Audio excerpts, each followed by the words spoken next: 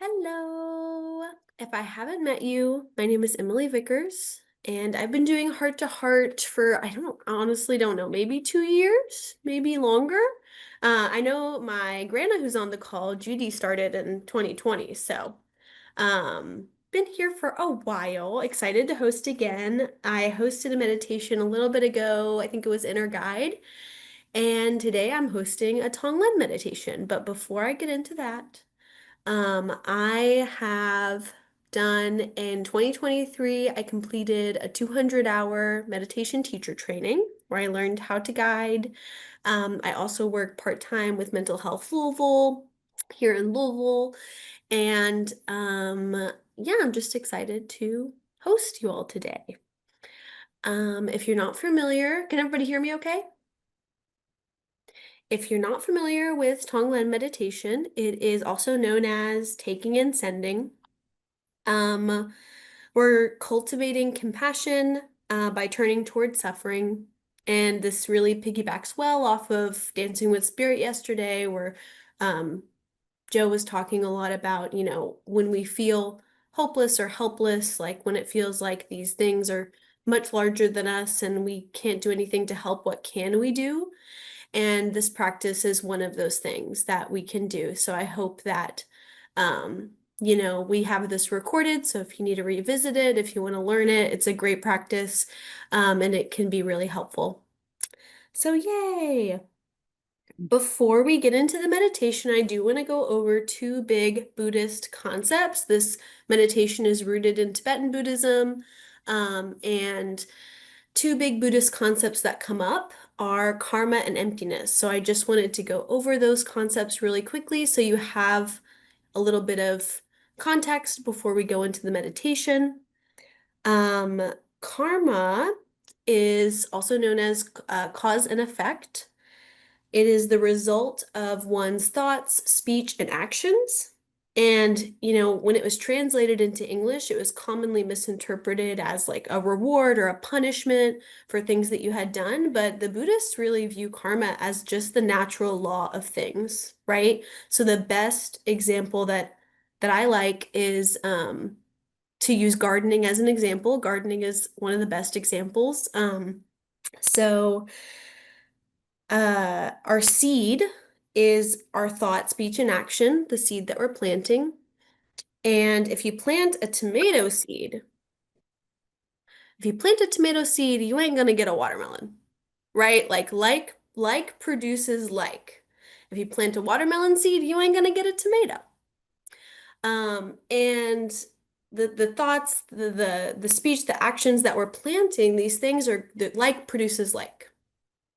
Another fun gardening example is if you plant a tomato seed tonight, you ain't gonna eat a tomato tomorrow, right? It takes time for these seeds to grow. It takes time for them to ripen to produce fruit. And we don't get to predict or know exactly when those fruits will ripen, or when we will get to eat them. Whether they be good fruits or bad fruits, we don't get to decide when they are produced and when they ripen. So that's a little metaphor example of karma. Again, it's not a reward or punishment. The Buddhists really view it more as this natural law of cause and effect, and like produces like, and how what we put into our mind comes out into our world. And then emptiness, you can't really talk about karma without talking about emptiness. Emptiness was also mistranslated whenever it came into the English vocabulary. It was translated sometimes as nothingness, and that can be really confusing to some people, because they're like, "Oh, I should be meditating on nothing, like I should think about nothing," and that's really difficult to do. And emptiness really means that the things around us, the phenomena, the people, the objects, everything that we perceive has a lack of one inherent nature. And it's empty of being one singular thing. It's not nothing, but it's not one thing. And um, The best example that I was given by my teachers in my training is the example of a pen. We all know what a pen is. This is a pen. When you see it, you know what to do with it. You write with it, right? This is what a pen is. And we know what it is almost immediately, right? Um, but to us, it is a pen. But if you show this to a dog or even a baby, what is it? It's a chew toy, right? It's something to put in my mouth. And that is proof, that is the logical proof that this object cannot be emitting pen. Because if this object held pen within it, then the dog and the baby would be forced to write with it. They would have no choice but to only view this as pen. But because they don't, because they view it as a chew toy, that means that it is empty of being one thing. It's empty of a nature. Um, and it could be many, many things. It could be an infinite number of things. And the Buddhists believe this about everything, about people, about objects, about ideas, that it's all coming from the perceiver of the object. It's all coming from your own mind. Which means that if that's true, if it's not coming at us, it's coming from us, then we have a lot more control than we might feel or think that we do. Because if it was just coming at us, then what can we do, right? So those are my two quick overviews. Again, karma being cause and effect, and emptiness meaning that the things that we experience have no one inherent nature to them. And I'll guide you through this meditation. We'll start with a body scan, and I will be here guiding you every step of the way, and I will let you know exactly what to do, so don't worry about that. Whenever you're ready, you can get in a comfortable seated position. You can also do this meditation laying flat on the ground. The most important thing is that you have an elongated spine. Not rigid, but you want to make sure that your neck is supported, your head is supported, and you have an elongated spine. If you're sitting in a chair, you can place your feet flat on the ground and maybe scooch to the edge of the chair to sit up straight. And we'll start with just a few deep breaths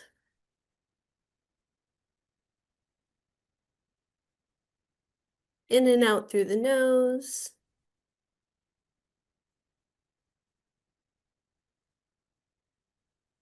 And with the body scan, we're going to locate a portion of the body that might be holding tension with the inhale.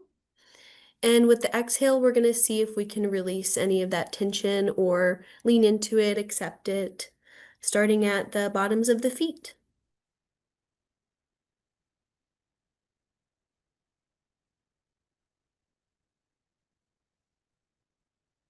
Notice if you're carrying any tension in your toes, the tops of your feet.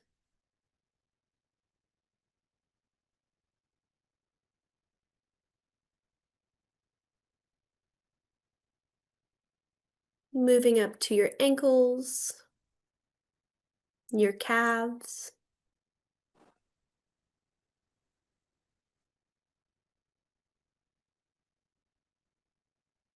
your knees,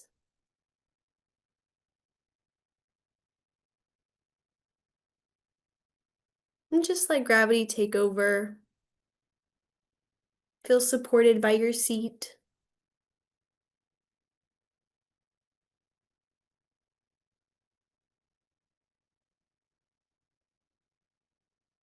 Release any tension in your bottom, your hips, the pelvic floor.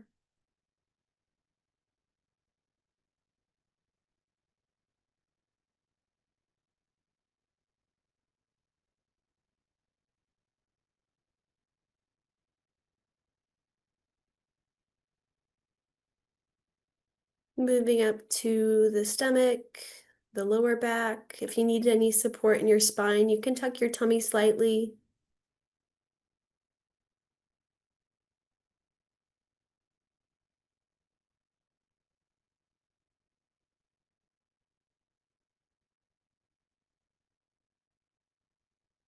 Noticing any tension in the heart space, the shoulders, the upper back.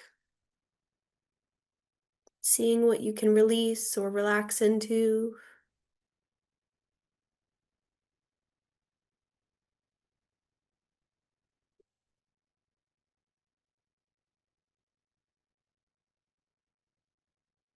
And just moving your awareness down the biceps to the elbows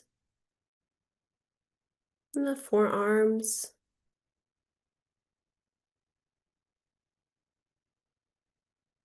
Resting your hands in the palm of your lap or your knees. Again, just letting gravity do its thing. Feeling supported by the earth by your seat.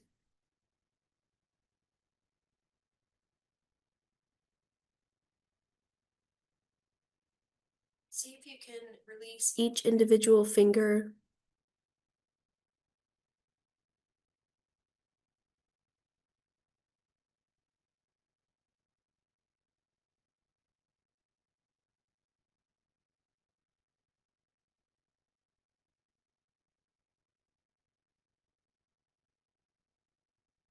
Palms of the hands. Then if you notice that your mind has drifted, you can always bring yourself back, ideally with joy.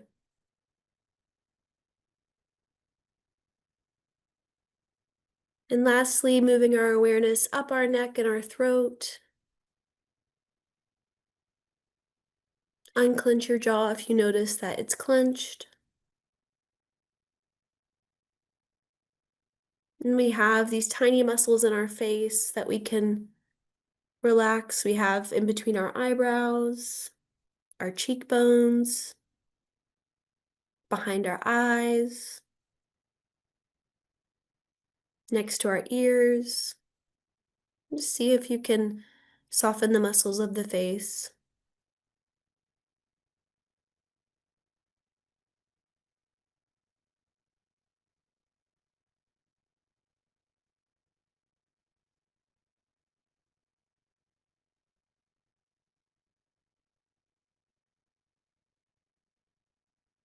And lastly, we'll bring our awareness to the crown of the head.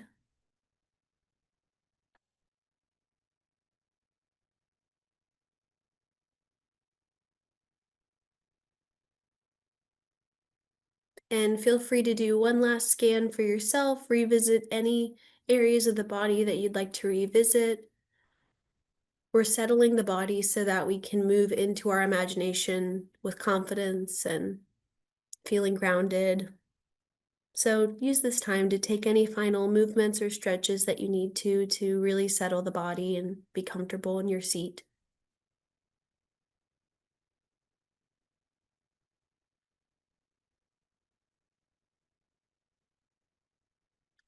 And if you haven't already, you can gently close the eyes or lower the gaze to the floor.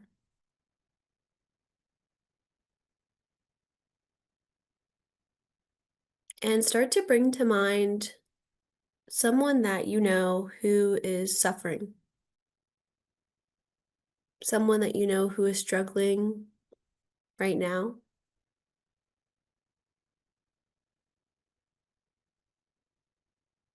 You're in the same space as them and you can see them, but they are not able to see you.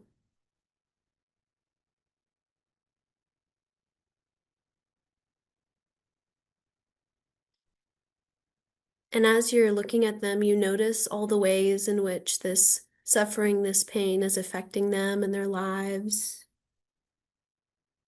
and maybe even affecting the people in the world around them.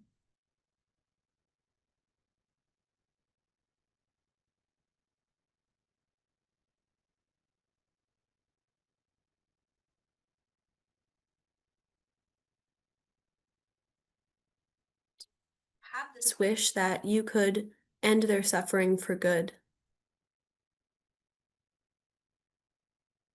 And with this wish, you feel a red rose start to grow and blossom in the center of your heart space. and it takes root. If you'd like, you can place a hand over your heart space and see if you can feel it there. This is the rose of compassion, your compassion for others.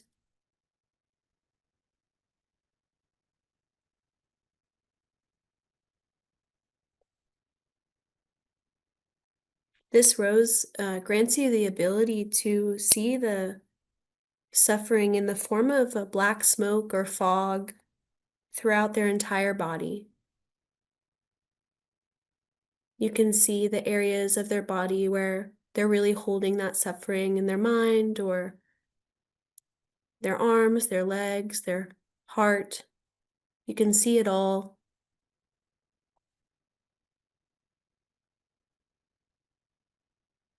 This rose also grants you the ability to transform your breath and use it as a tool. Coordinating your breath with pulling and pushing, you are able to move the smoke out of their body.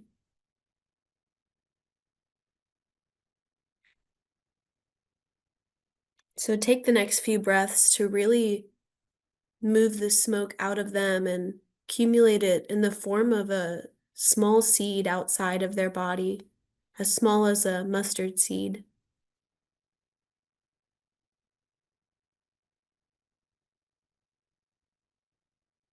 Using your inhale and exhale to pull and push the smoke.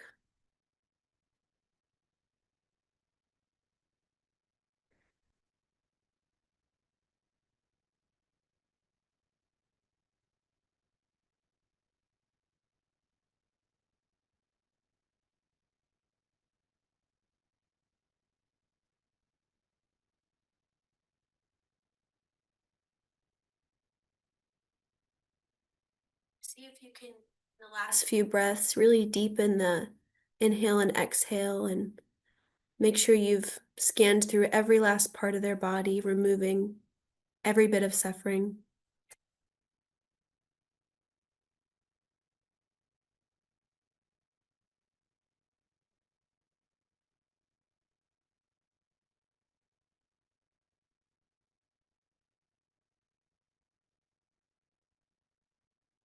Once you've gotten the last bit of smoke from their body, you look at the seed of suffering that you have accumulated, hovering between the two of you,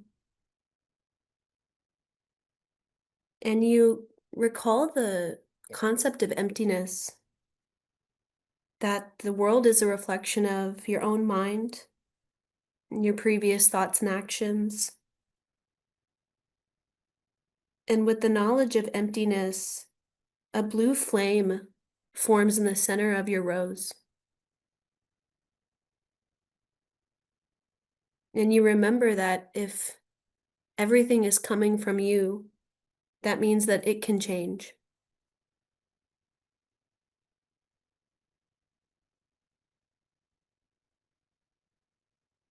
And you decide that you're going to destroy this seed of suffering for good. So for the next part, I'm going to count to 3, and on that count, you will do the following, but not yet. On the count of 3, you will inhale the seed through your nose and down your spine, and as it reaches that blue flame, it will explode into a brilliant blue light that moves out from your heart to the person who was once suffering and fills them with every goodness and happiness and everything that they could ever need for complete peace.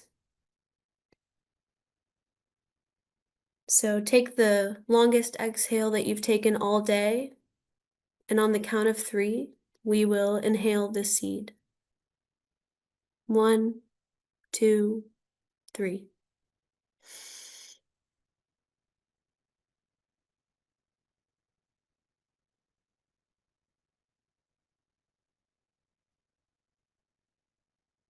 As you watch it be destroyed and witness the light fill up this person that was once suffering into a being of joy and happiness,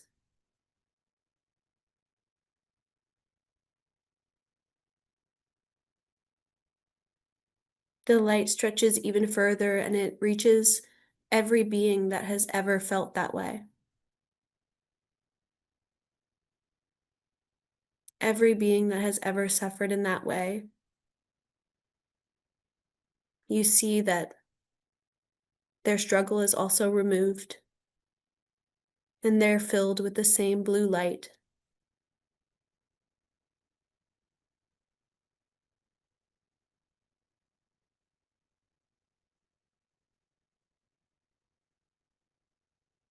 Take the next few breaths to see how far you can send that light through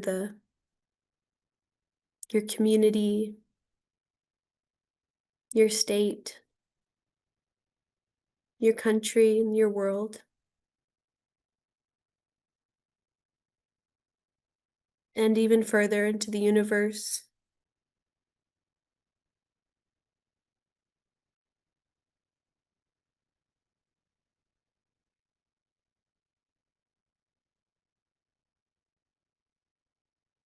This compassion is always available to you at any time that you need it.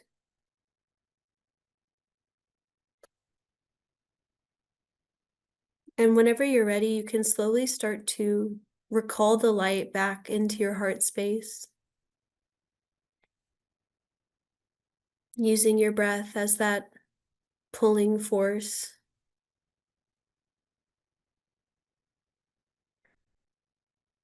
and collecting it into that tiny blue flame again in the center of the rose.